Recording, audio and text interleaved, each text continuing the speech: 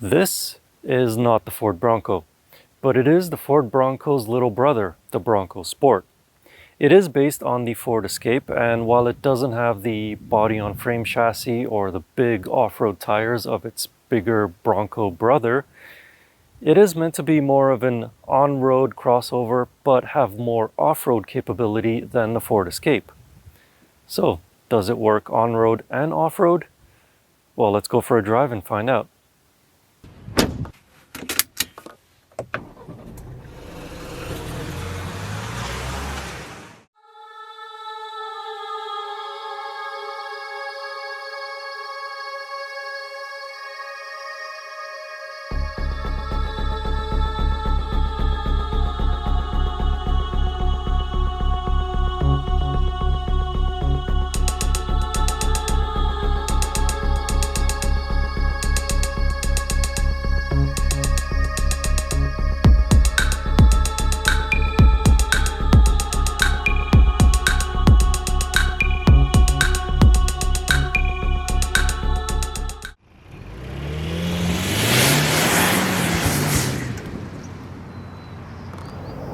Just like the Ford Escape, the Bronco Sport is available with two engine options. Lower trims of the Bronco Sport get a 1.5-liter turbocharged 3-cylinder engine, whereas this top Badlands trim gets a 2-liter turbocharged 4-cylinder engine. This engine produces 250 horsepower and 277 pound-feet of torque. That's a pretty good amount of horsepower and torque for the size of this vehicle. It weighs in at just over 1,600 kilograms, and with this engine it'll tow 2,200 pounds. Of course, the engine isn't going to pin you to the back of your seat. That's not what this Bronco Sport is all about, but it's an adequate amount of power to get you off the line at a pretty decent pace, and if you need to overtake someone on a highway, you don't need to mash on the throttle pedal to get around another vehicle.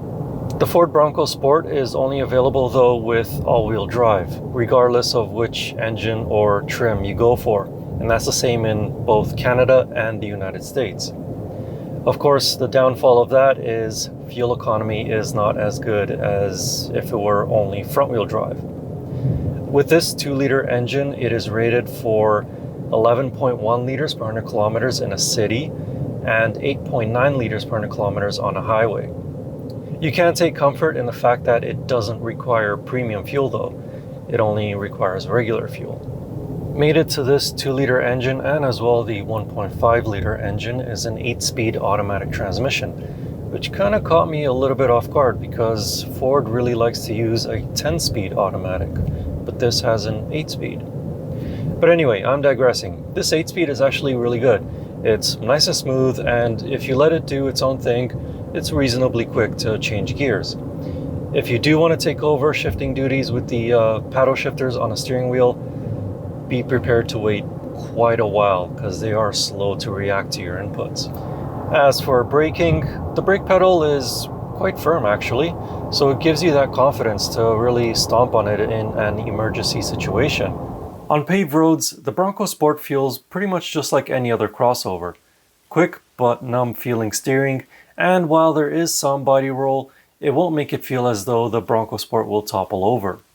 Off the beaten path, the Bronco Sport shows its off-road prowess. This Badlands trim has a taller ride height, 8.8 inches of ground clearance. It has a locking center differential, a locking rear differential similar to the one found in the Focus RS, as well as underbody protection and chunky off-road tires.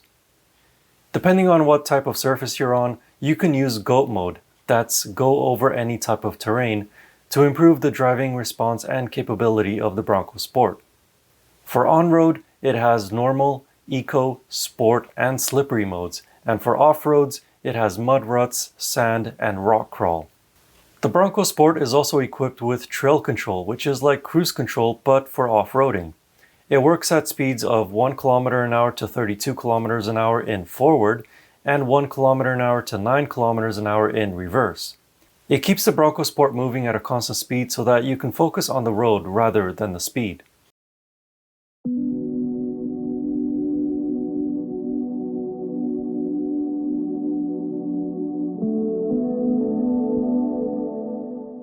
The ride of the Ford Bronco Sport is a little bit firmer than the Escape that it's based on. Over bigger bumps, you do feel that shunt that gets transferred into the cabin, but over smaller bumps, it absorbs them quite well. Also, these seats are pretty comfortable. The only thing is they don't provide a whole lot of lateral support, so whenever I turn on the streets, it feels like I'm always slipping out of the seat. But on long drives or commutes from the suburb to a downtown core, these seats are more than comfortable. As for space inside the new Ford Bronco Sport, there is plenty of it up here in the front. It does have a higher roofline than the Ford Escape, so headroom is plentiful, and legroom in the front is no problem for someone at 6'4" like myself. In the back though, it's a different story. In terms of legroom, it's actually less than the Ford Escape, which is why at 6'4" I struggle to fit behind my own driving position. Headroom though is plentiful. It's actually higher than in the front because of the stepped roof. Also, there is really deep pockets behind the seats with nice orange interior liner.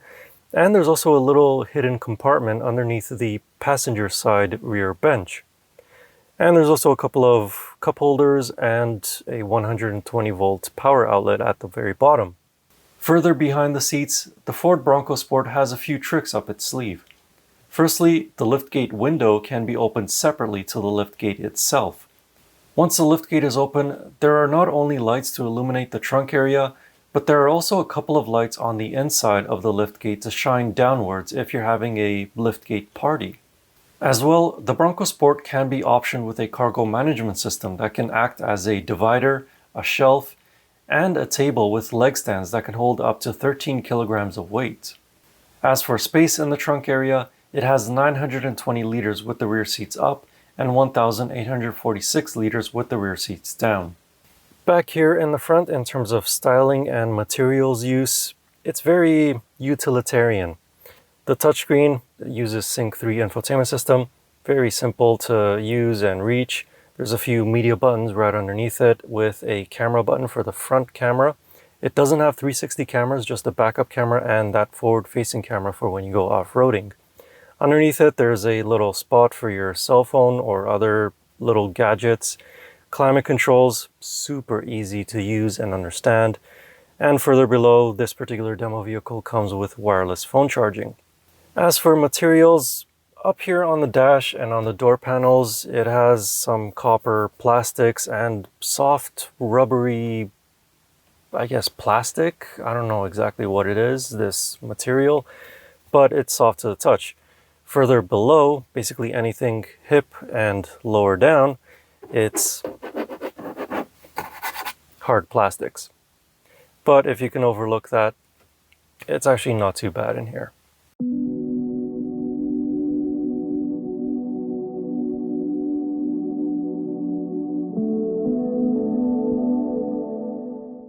The 2021 Ford Bronco Sport starts at a reasonable $32,300 Canadian, and for that price you basically get an off-road ready platform. It comes with the 1.5-liter 3-cylinder engine, 4x4, GOAT modes, Ford's Co-Pilot 360, and that's about it. It's basic off-roading capability without any of the garnish. If you do want all the bells and whistles, you can opt for this top Badlands trim that has every convenience and luxury feature to make off-roading a bit more comfortable. It does cost a bit more, however, but still a pretty reasonable $41,300 Canadian. In terms of exterior styling, the Bronco Sport incorporates quite a bit of design from its bigger brother, as well as Land Rover, at least to my eyes. The front is unmistakably a Bronco because it says Bronco on the grille, but some have confused it for the full-size Bronco. Around the side, it starts to look a bit like the Land Rover Discovery or Defender with the stepped roofline and the C-pillar that has a bit of a resemblance to those vehicles. In the back, it clearly states what model Bronco this is, and it has short overhangs for better departure angles. So is the Ford Bronco Sport worth your consideration?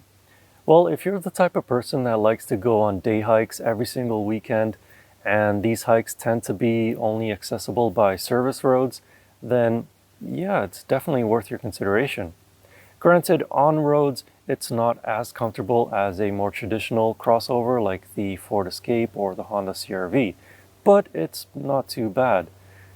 But like I said, if you do a lot of nature driving and you're always on service roads, then I'd much rather be in this than something like the Ford Escape.